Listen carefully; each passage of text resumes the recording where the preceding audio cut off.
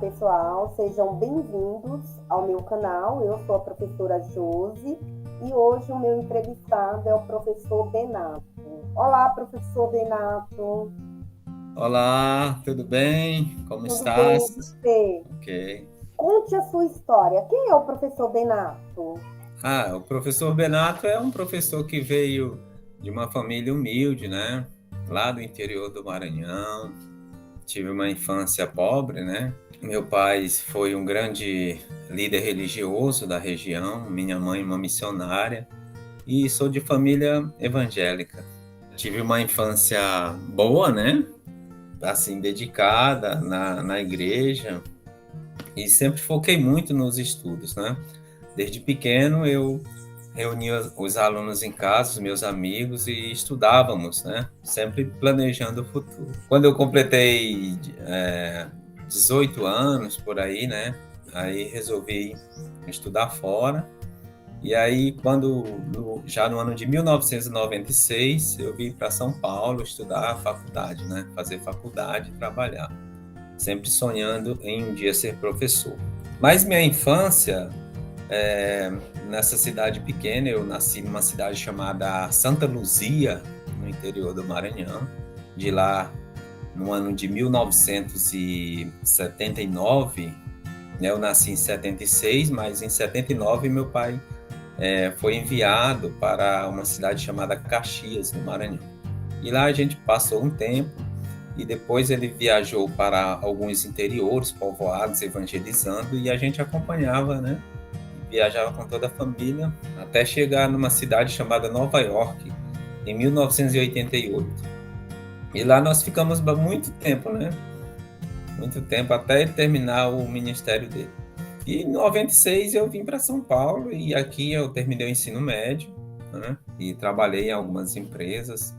E já fui entrar na faculdade já em 2003. Eu entrei na faculdade, aí me formei em 2007, né? E aí comecei a dar aula no mesmo ano. Em 2007 eu entrei no estado e trabalhei, né, 10 anos no estado. E agora, desde 2009 estou trabalhando só na Prefeitura de São Paulo como professor de geografia. Todo professor trabalha de projeto. Aí eu quero saber se você tem algum projeto que deu certo e quais foram os projetos mais importantes que você já trabalhou. Aqui na escola onde eu trabalho, a gente desenvolveu um projeto sobre as calçadas de Taipas, né, do bairro de Taipas. Nós desenvolvemos um projeto sobre as calçadas dos bairros, porque eu sempre via as dificuldades das pessoas em trafegarem pelas calçadas, cheia de buracos, obstáculos. E aí, junto com a galera do 9º ano, que era o projeto de TCC, né, que na verdade é o TCA, é o trabalho de conclusão autoral, né? E aí nós desenvolvemos esse projeto, analisamos as calçadas do bairro, né? E observamos as dificuldades das pessoas que tinham em trafegar pelas ruas do bairro. Esse foi um projeto que ficou muito bem marcado na nossa escola.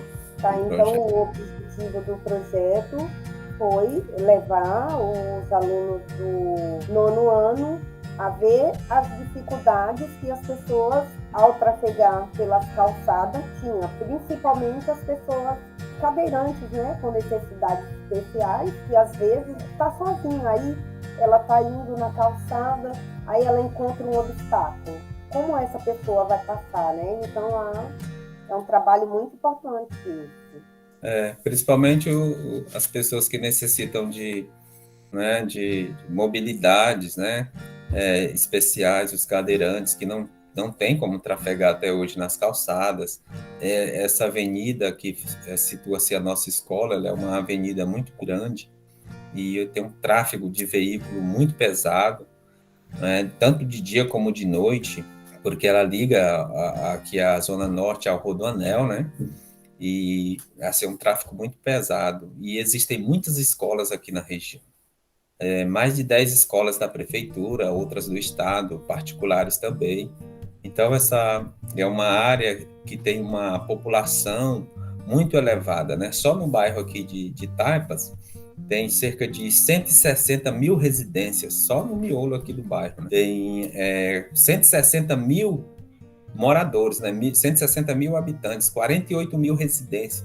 Então, é um bairro muito populoso. Né? O quarto bairro mais populoso de São Paulo é o bairro de Taipas. Né? E aqui a mobilidade é muito precária. Tem esgoto pelas ruas, tem a questão do córrego aqui, que é o córrego da Parada, né? O córrego da Parada, que não é um córrego canalizado. Durante o período de chuvas, como ontem mesmo, que foi o dia... Antes de ontem, né? Foi o dia 19. No dia 19, houve um problema aqui na Raimundo Pereira Magalhães, que alagou tudo, as pessoas não conseguiam passar por causa desse córrego. E a gente estudou esse córrego, né? Esse córrego ele transbordou e o pessoal não puderam trafegar na Raimundo Pereira de Magalhães. A gente estudou, e a questão da mobilidade aqui em geral. Então, foi um trabalho muito importante para toda a comunidade escolar.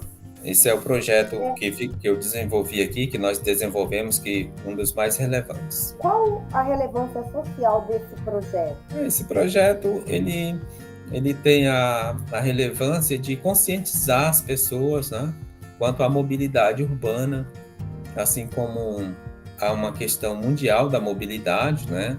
Todos os países do mundo estão preocupados nessa situação de mobilidade, de acesso, né, acesso à escola, acesso às igrejas, acesso aos supermercados, acesso a hospitais. Então, toda essa preocupação de mobilidade é uma preocupação mundial. E essa comunidade não pode ficar, né, do lado de fora dessas políticas.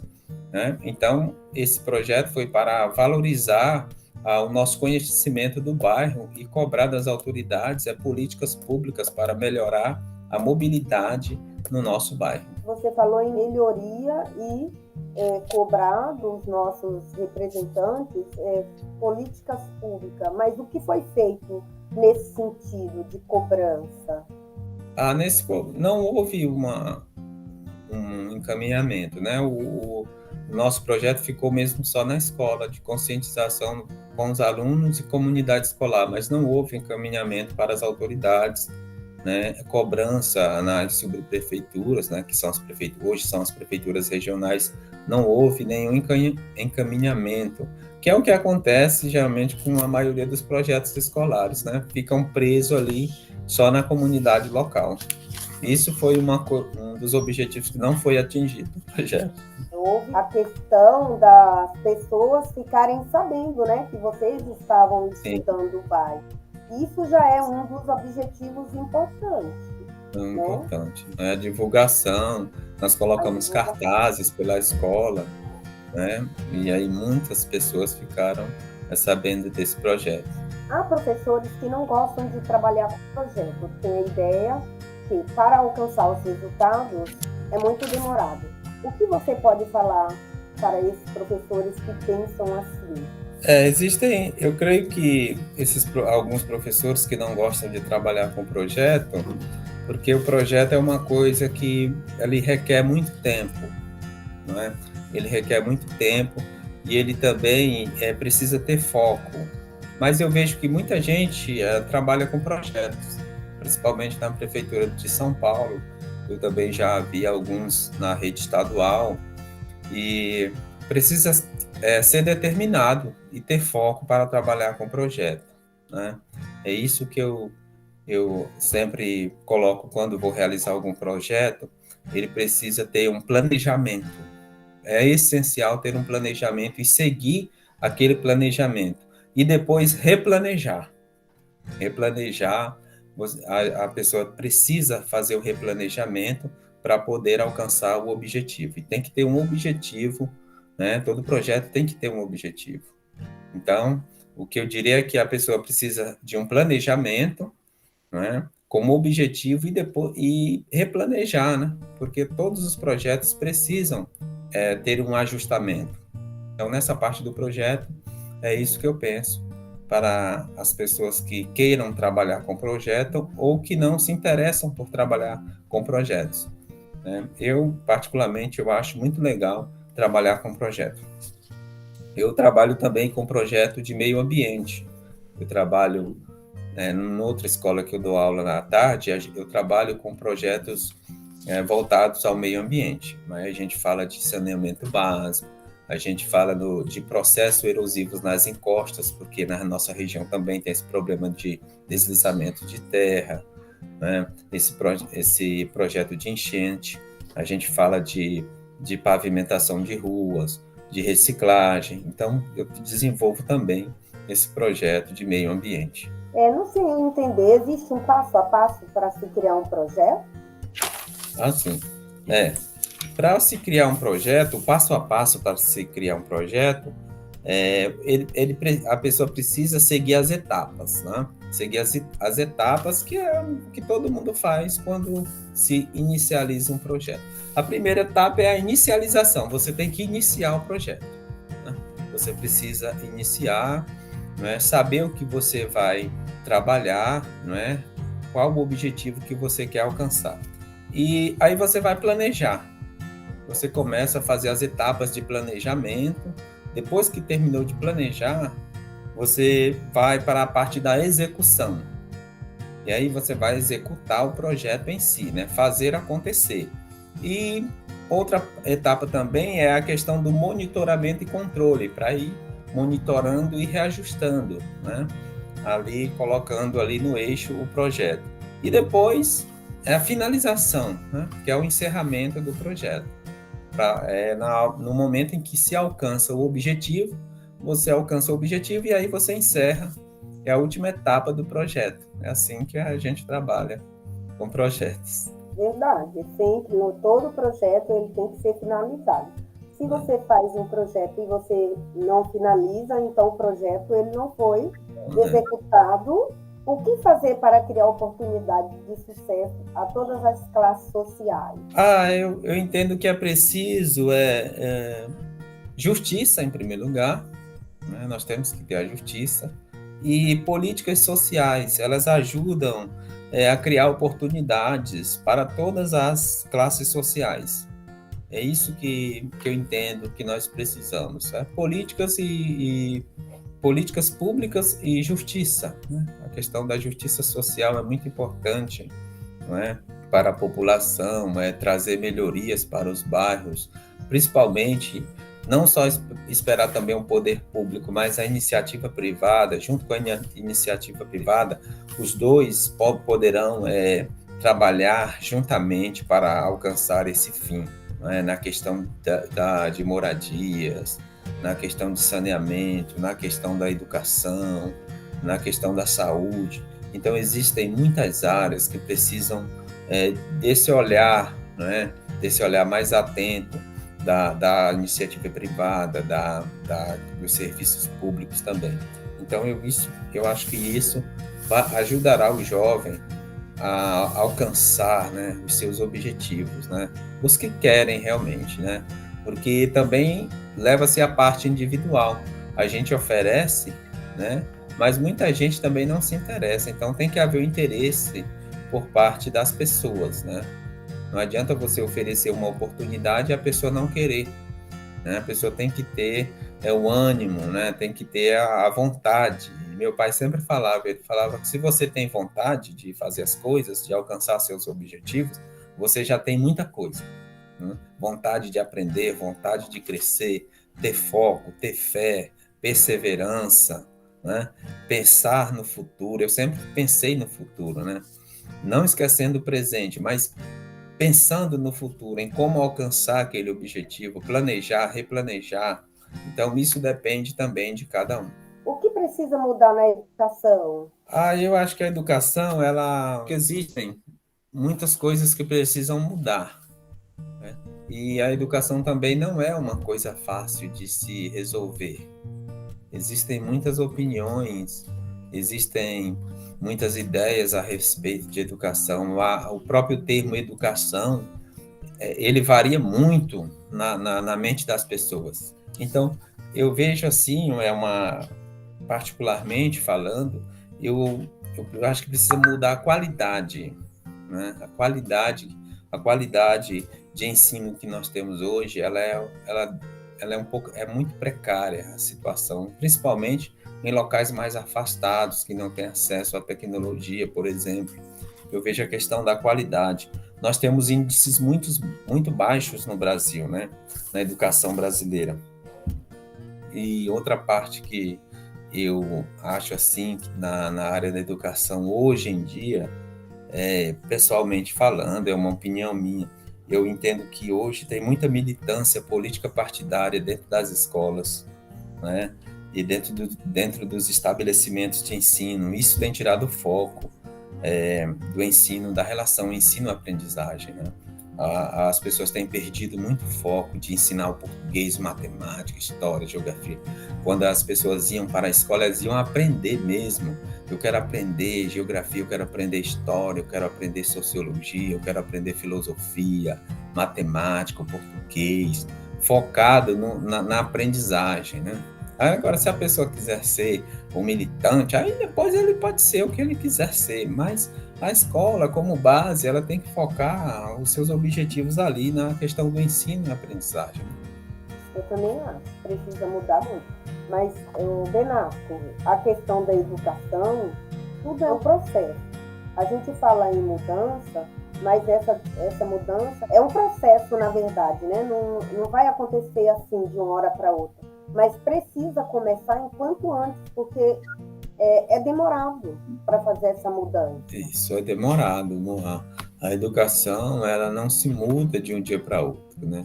As regras, todo dia tem regras novas, né? Você pode ver que saindo decretos, instruções normativas, todo dia sai, mas a educação em si, ela demora para mudar. É igual o clima, demora 30 anos para mudar um clima de uma região, de um lugar.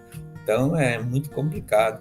É um processo. Você tem que pegar as bases ali e ir trabalhando até que se tenha um resultado no final. O que é ser professor nos dias de hoje? Olha, ser professor nos dias de hoje é não ficar para trás, né? É não ficar para trás. O professor hoje, ele é um professor que ele precisa estar conectado, ele precisa participar da evolução tecnológica, ele precisa ter a sua formação continuada, e ele também precisa conhecer o aluno, né? Saber as suas demandas, ele precisa conhecer a comunidade. O que atrapalha hoje é a rotatividade, né? Quando você não cria vínculo com a escola, quando você não cria vínculo com a comunidade, quando as pessoas não te conhecem, né? Por exemplo, na escola que eu trabalho hoje, eu já tenho 10 anos que estou nessa escola, né? Então, muita gente me conhece, eu passo na rua, as pessoas falam comigo, na fila do supermercado. Às vezes, o caixa do supermercado já foi meu aluno ou minha aluna. Então, você cria vínculo com o bairro, você cria vínculo com as pessoas. Isso é muito importante. Eles falam assim, olha lá meu professor, olha lá. Então, é muito importante isso, você ter esse vínculo.